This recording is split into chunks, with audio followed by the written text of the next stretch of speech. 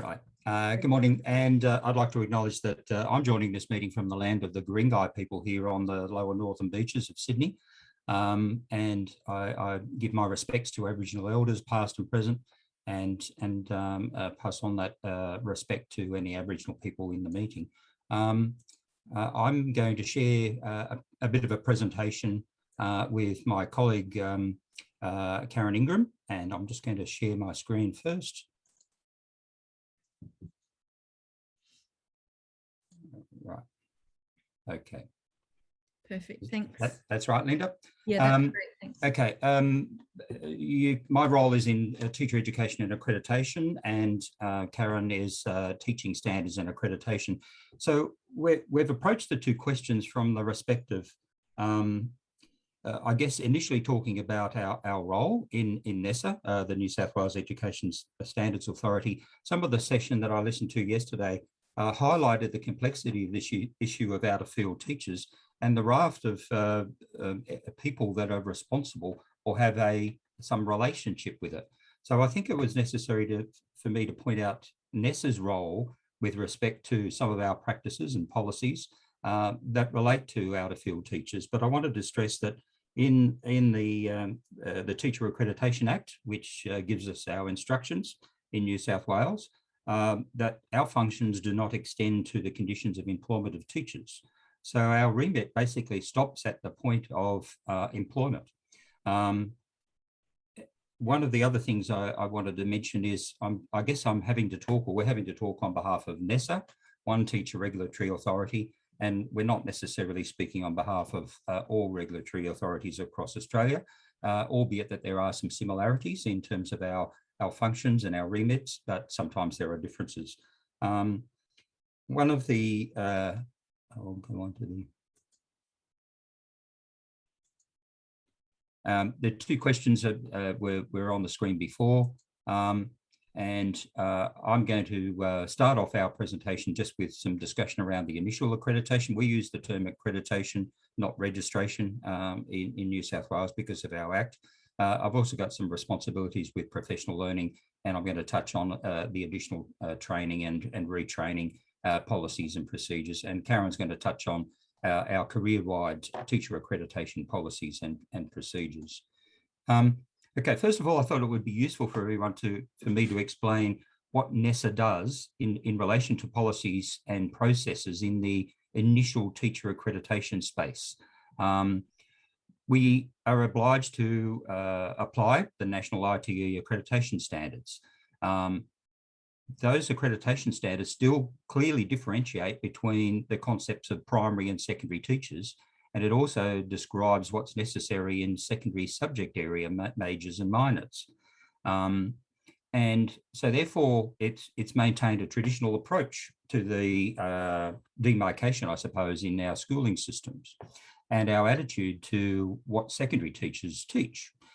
In addition, though, to those national accreditation standards, New South Wales has added some New South Wales specific requirements. And one of those, and just leading to what Linda mentioned a minute ago, one of those is precisely describing or providing descriptions of both discipline and pedagogical knowledge that's necessary in both primary and secondary, and particularly in the secondary majors and minors. And that's quite different to other jurisdictions where that isn't dictated to by the regulatory authority. Our other role is assessing all applicants, and we assess all of those applicants for accreditation to be a teacher in New South Wales against our subject-specific requirements. So that includes interstate and overseas teachers. So the purpose behind that is maintaining a common benchmark, I suppose, in what the backgrounds of teachers are, in our schools, coming from a raft of sources, not only our Australia or our New South Wales teacher education programs, but also people coming into the system from elsewhere. We also grant accreditation, and in doing granting accreditation to applicants, we confirm the teaching areas, i.e. the majors and minors, going back to what I said at the beginning, on what we call a statement of accreditation. So the statements of accreditation do two purposes, one of which is to clarify the accreditation status of an applicant, but also to give advice to employers around the majors and minors or the areas of teaching that someone is qualified to teach.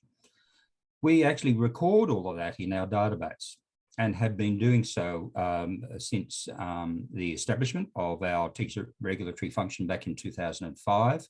But the complexity was that not every teacher at that point needed to be accredited, but that was instituted at the beginning of 2018. So we've only got partial data in terms of how many teachers of mathematics there are in our system. What we don't do is instruct employers or schools as to what teachers can and can't teach, going back to what our legislative remit is. What we don't do is recognise teaching experience in lieu of qualifications. So it's still a qualifications-based determination of entering into our database what teachers are prepared or qualified to teach. However, the New South Wales Department of Education does do that, does recognise teaching experience in certain areas and has for a period of time, not across the board.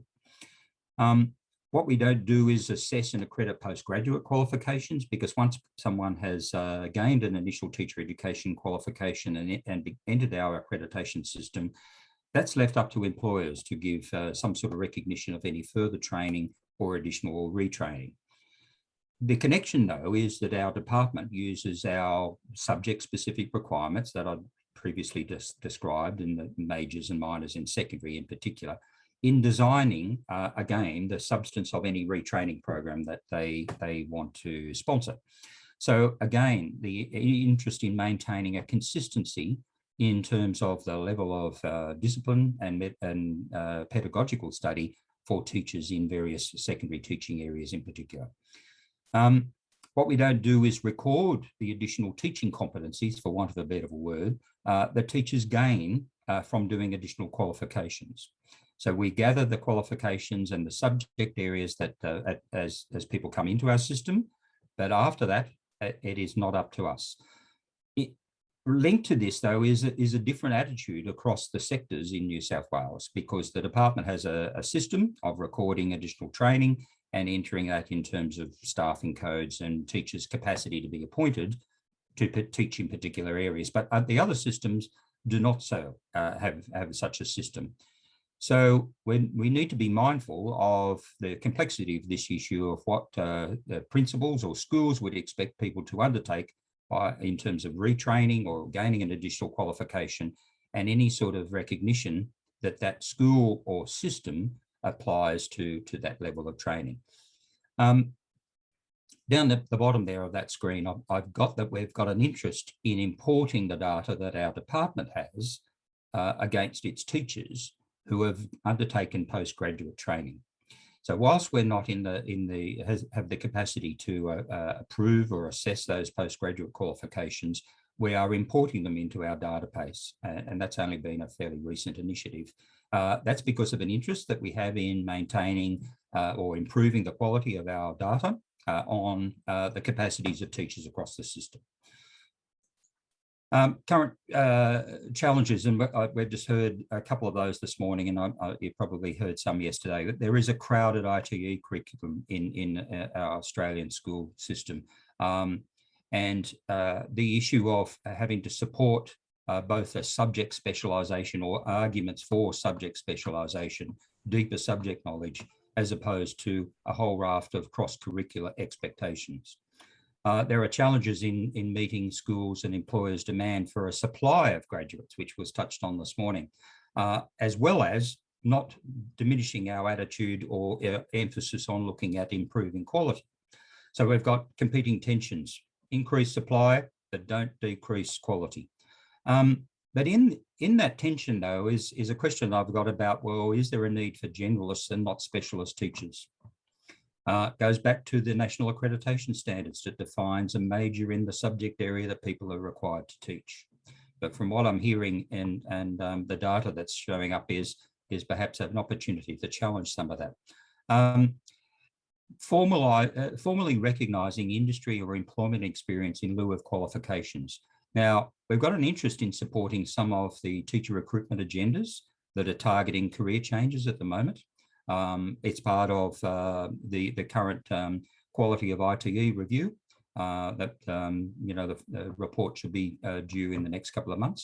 But it presents a problem and a difficulty in making a judgment about industry experience or out-of-field teaching experience. Developing employment-based pathways that are closely interwoven with ITE, and just going back to Jenny Gore's presentation and some of the discussion around that, in my view, there's an opportunity now to reconceptualize what initial teacher education is, especially if we're building more and more and supporting more and more employment-based pathways. And how out-of-field teaching fits into that is an interesting sort of question. But I think we're at a point in time where, because of the realities of increasing the supply of teachers, not diminishing the quality, but perhaps trying to service the needs of schools and employers a great deal more, I think there's an opportunity to rethink the current arrangements. I'm going to hand over to my colleague, Karen Ingram now. Thanks, John. And as John's mentioned, the process around which teachers graduate from university and then move into employment, that functioning around accrediting teachers lies within my directorate. And I guess the opportunity for teachers is that they might start their teaching journey in an area outside of their teaching field as they work towards getting accreditation, or they might transition once they've had their accreditation status at proficient teacher achieved. They might then accept a job or undertake some teaching out of field in that process. And so I'm just going to talk briefly around what the process is for New South Wales in this regard. So we know that across the country that accreditation is based on the Australian Professional Standards for Teachers, that it sets out what quality teaching practices should look like. And we know that those standards are quite broad. So when we look at the 7 standards, standard 2 in particular around know the content and how to teach it, it doesn't provide specific standards for different subject areas. The standards are broad enough that if a teacher is teaching out of field, that they can still demonstrate the standard descriptors based on the subject that they're teaching. The accreditation process is a school and work-based process, and it's an opportunity for teachers to be supported by their colleagues to develop their practice and to get advice and feedback. John, we might move to the next slide if that's okay. So as a teacher enters into their accreditation process, working towards, as I've mentioned, that they will develop their practice through the advice and feedback from a supervisor and their colleagues. And teachers will need to generate their documentary evidence of their practice. Now, that practice or documentary evidence could be in the subject area that they have graduated with, or it could be through the subject that they are teaching out of their field. So again, the standards aren't specific to particular KLA content knowledge. So once a teacher is supported through the process, and usually that takes about 160 days of teaching in New South Wales, teachers can then finalise. And John, we might go to the next slide if that's okay. So when a teacher comes to finalise their accreditation at proficient teacher, what they do is they work with their supervisor to select 5 to 8 items of evidence and that they have produced over the course of their working time. And they then annotate that evidence around how does it demonstrate the standards. And so what they do is they then combine that with a supervisor report. Now that supervisor report incorporates observations that have occurred for the teacher on their journey towards working towards proficient teacher. So again, the observation is support, and it provides feedback for teachers, whether they're teaching out of field or within their subject area that they graduated with. And there's opportunities there for workplaces to support teachers if they are teaching out of field and provide advice and professional development along the way. So once they have demonstrated their teaching practice, identified their evidence sets and annotated, the supervisor writes their report, and then they send that off to NESA, to their principal. The principal, as the teacher accreditation authority, reviews the report and makes an accreditation decision. That decision is recorded by NESA. And then that teacher then starts into what's called a maintenance period as a proficient teacher. John, we might move to the next slide if that's okay. So if a teacher is successful at achieving proficient teacher, they then start a 5-year, if they're working full-time, or a 7-year maintenance cycle. And throughout this cycle, they need to continue to maintain the proficient teacher standards. So again, if a teacher is working out of field, they will be able to continue to demonstrate the standards. If they need support from the school or to increase their understanding and knowledge around that subject matter, professional development that they undertake counts towards the mandatory 100 hours of professional development to maintain every 5 years. And obviously they need to still maintain a working with children check valid and pay an annual fee. So I might just unpack a little bit about the professional development requirements, because here are opportunities for teachers who might take up an employment position where they're teaching out of field to develop their knowledge and skills for that subject area. John, can I just get, great. So whilst a teacher is maintaining, they have to undertake 100 hours of professional development. And in New South Wales, of the 100 hours, 50 hours has to be accredited professional development. That means that it is professional development that is put through to either NESA or the 3 education sectors. And there is a criteria of which that professional development needs to meet and therefore get accredited. So teachers undertake 50 hours of accredited PD, and then the remaining 50 hours can either be a combination of additional accredited PD hours or elective professional development hours, which there are a list of activities and courses that we set out. I might just move to the next slide if that's possible, John. So when we talk about accredited professional development, there are 4 priority areas of which professional development can be endorsed or accredited at. First one is around delivery and assessment of the New South Wales curriculum and learning framework. So if a teacher is teaching out of field and they undertake a workshop or some professional development in that new space, then those hours not only can count towards their professional development, but it also enhances the knowledge and skills for that teacher teaching out of field. The other areas are around student and child mental health, students and children with disability, and Aboriginal education and supporting Aboriginal students and children. So as I've said, teachers are required to do 50 hours of accredited PD across the priority areas, and teachers will decide how many hours they do in each of these 4 areas. Now, we also know that teachers undertake postgrad study, and that study can also count towards elective PD hours. So when teachers who might be teaching out of field choose to upskill and improve and enhance their understanding of the subject matter, those courses that they undertake, whether they're postgrad or whether they're professional learning through different providers or the sectors, will count towards their professional development requirements.